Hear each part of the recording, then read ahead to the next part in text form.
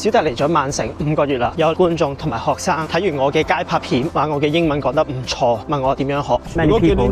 Thank you so much. Your English is great. 同大家分享我學英文嘅歷程。事先聲明，我唔係讀咩名校，全部都係讀官校，冇出過去英文補習。由我細個開始講起，我幼稚園去到小學都會睇 Disney Channel、Cartoon Network、The Flash、Gotham、British Got Talent。我英文一路以嚟都唔係差嘅，只不過我從來冇着心研究 accent， 亦都覺得冇必要。I speak Cantonese accent and that is perfectly fine。我嗰陣係咁諗嘅，直至中3嘅時候遇到一個好差好 PK 教英文嘅班主任，成日叫我哋班睇多啲書，但係佢嘅言行就話俾我聽，佢根本就係咁鬼懶做，叫我哋去做嘢。最唔滿意嘅就係有一次英文默書入面有10零個默書唔合格，個老師叫佢哋出嚟，企喺門嘅一邊，然後佢喺個間房嘅第二邊掉本默書簿落地下，叫啲同學喺班房嘅一邊行過嚟喺佢前面執翻啲默書簿。默書就當然唔會唔合格啦，但我睇唔過眼，我拍台起身同佢講 How could you do something like that？ 你點做人老師㗎？之後個老師話 What's wrong with you？ Do you have something to say？ 我以為有其他同學會出嚟和應我咧，唔係啊！啲同學竟然咁樣掘住我，叫我坐翻低，真係黐孖筋。個老師叫我食飯時間去教員室揾佢。我讀中學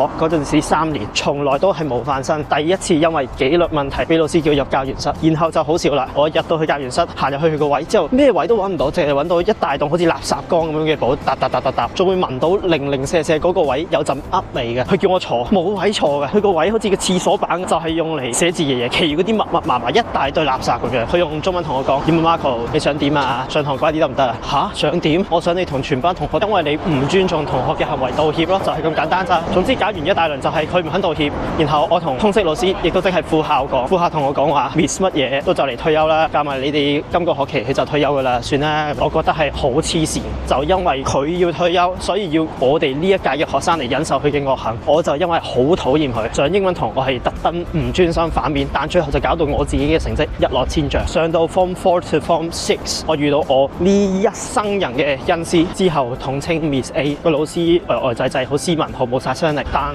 你會聽得出佢嘅底蘊，佢嘅實力，流利嘅 British accent。交功課隔3日我哋就全班收齊晒，俾晒 feedback 我哋，有教無類。要我形容佢嘅話，我會話佢係葬送的傅利年入面嘅傅利年，個人謙虛文靜呆滯，但係實力無比強大。最欣賞佢或者佢同其他老師唔同嘅地方係，其他老師話你一定要咁樣先至可以咁樣，但我嘅疑惑就會係點解你自己作為老師，我睇唔出你有用過你口頭中叫我哋做嘅方法，你身上我睇唔到有任何實力嘅驗證出嚟呢。而 Miss A 唔同嘅地方係佢會話 You could do this, it would yield this results。 佢唔會叫我哋一定要咁樣做，佢話你可以咁樣做，全部係 advice non-obligatory， 性質係鼓勵而唔係命令，所以俾人嘅感覺係截然不同嘅。我有時會講美式口音或者混淆咗某啲口音，全部都係用 Google Translate 學翻嚟。有啲老師會話我咁樣講錯，然後我就會用 Google Translate 或者上網揾翻嚟嘅語音同佢講，人哋都係咁講，佢就話唔係，佢哋都係錯，我咁樣講先至係啱。但係 Miss A 就會同我哋講話 British accent 係咁樣，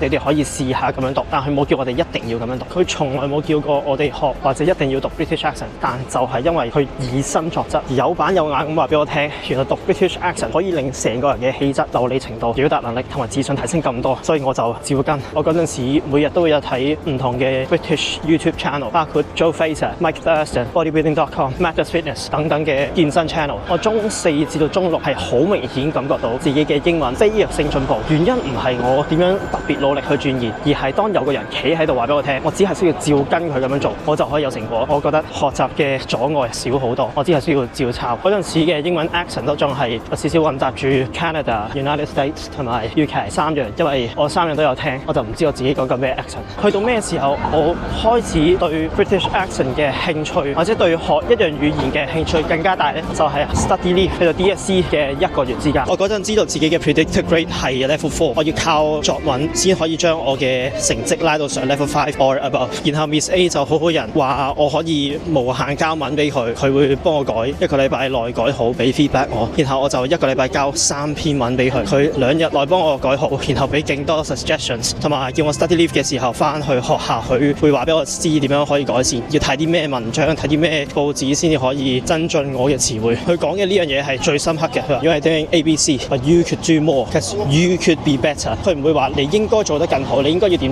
而係你係咁樣嘅程度。但我相信你可以去到呢一個程度。如果你知道有一個人係咁樣相信順利嘅時候，你會發覺自己嘅潛能可以無限放大。所以嗰陣時我就一個月爆蝕喺圖書館，朝早7點溫到傍晚5點，每日都係咁樣。最後成績點呢？我都係得 level 4啫 ，oral 5星，然後其餘嗰啲都係 level 4。但我都仲係好感謝我嘅英文老師，我同佢講話已經盡咗力啦，佢都知道。但我就係唔甘心，覺得自己可以做得更加好，所以我畢咗業之後，我都想傳承呢一種將自己對一個學門嘅認知做到最好。你唔需要勸人做啲乜嘢，你嘅實力已經話俾人聽，你嘅知識好有說服力。唔做係佢哋嘅決定，但好多時候你唔做會係你嘅損失。去到中大啦 ，Year 1唔使講疫情 ，Year 2、Year 3開始，我知道自己嘅時間唔多。喺疫情完咗或者可以上堂面對面嘅時候，我成日走去喐嗰啲國際生，試下練習自己嘅英文。我自己認為嘅係，當我嘗試更融入佢哋嘅文化，用翻佢哋嘅語言去講嘢嘅時候，佢哋對我嘅尊重會多少少。學英文嘅意圖都唔係咁明顯，直至大學有大中，即係大學中文班，我走咗頭2堂係自己偷懶啫，因為頭2堂以為唔計 attendance， 原來要分組做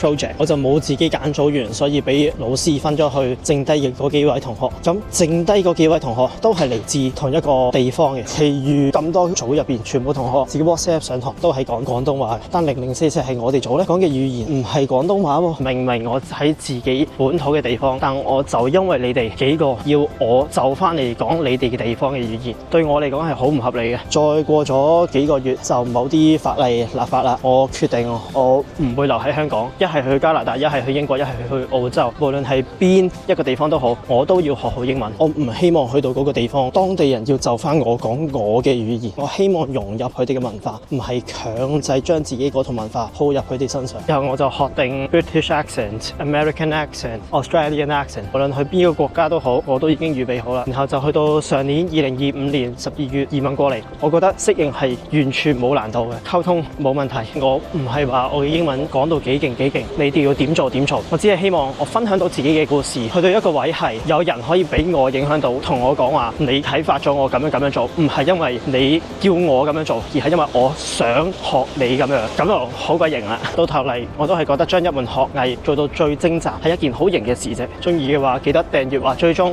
like 同埋分享呢段片俾其他學緊嘢嘅朋友睇。